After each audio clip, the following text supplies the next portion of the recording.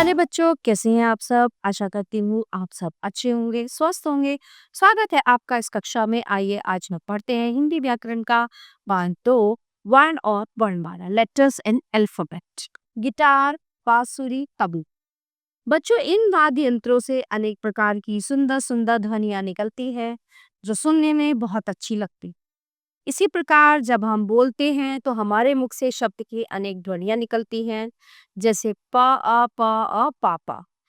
इस तरह एक शब्द पापा में मुख से 4 ध्वनियां निकली। इन ध्वनियों के संयुक्त रूप से भाषा बनती है। ये छोटी छोटी ध्वनियां ही वर्ण कहलाती। भाषा की सबसे छोटी ध्वनि को वर्ण या अक्षर या लेटर कहते हैं। वर्णों के प्रकार।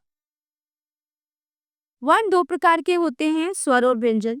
सबसे पहले हम बात करेंगे स्वर की। हिंदी में 11 स्वर होते हैं। स्वरों का उच्चारण बिना किसी वर्ण की सहायता से किया जाता है। स्वरों का उच्चारण बिना किसी वर्ण की सहायता से किया जाता है।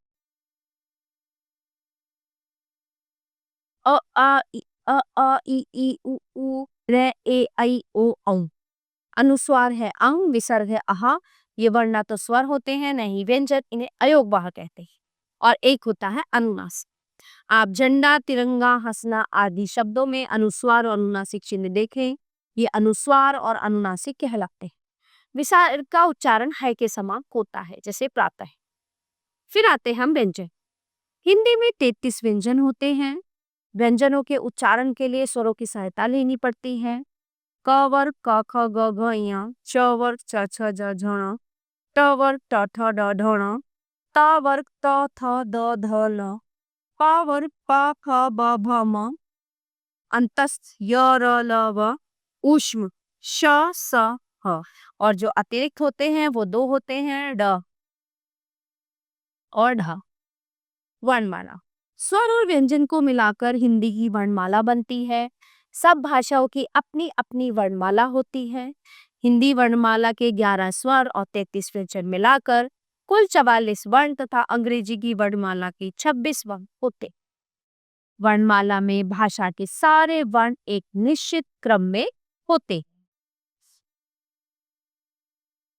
संयुक्त व्यंजन। बच्चों, हिंदी भाषा में श, त्र, ह्य, श्र ये 4 संयुक्त व्यंजन होते हैं। ये 2 व्यंजनों को जोड़कर बनते हैं, इसलिए संयुक्त व्यंजन कहलाते हैं। मेरी कक्षा में 40 बच्चे हैं। श, क, श, कक्ष। शिव जी के पास हमेशा त्रिशूल रहता है, तो त्रिशूल। भारत में बहुत बड़े बड़े ज्ञानी हैं। ग, ज, य, ज्ञानी श्रमिक पत्थर तोड़ रहा है। श, र, श्रम, श्रम। तो इस पाठ में हमने जाना कि छोटी छोटी ध्वनियां वर्ण या अक्षर कहलाती हैं। ध्वनियों से भाषा बनती है। वर्ण 2 प्रकार के होते हैं, स्वर तथा व्यंजन। स्वर बोलने में किसी वर्ण की सहायता नहीं ली जाती। व्यंजन बोलने में स्वर की सहायता लेनी पड़ती है। स्वर प्लस व्यंजन को वर्णमाला कहते हैं और 2 व्यंजनों को मिलाकर संयुक्त व्यंजन बनते हैं। प्यारे बच्चों, ये पाठ यहीं पे समाप्त होता है। आशा करती हूँ आपको अच्छे से समझ आया होगा। मिलते हैं अगली कक्षा में। धन्यवाद।